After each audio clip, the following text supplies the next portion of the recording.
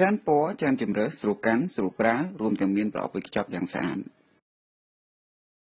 ខ្ញុំជឿថាបន្ទាប់ពីខ្ញុំធ្វើវីដេអូបង្ហាញអំពីទូរទស្សន៍មួយនេះហើយប្រកាសជាមានជាងជួសជុលទូរស័ព្ទជាច្រើនចាប់អារម្មណ៍ជាមួយនឹងវាជាមិនខានសម្រាប់ជាងជួសជុលទូរស័ព្ទពួកគាត់ចង់បានឧបករណ៍ណាដែលស្រាលស្រួលកាន់ស្រួលប្រើហើយជាពិសេសគឺអាចប្រើប្រាស់បានយូរអង្វែងទៀតផង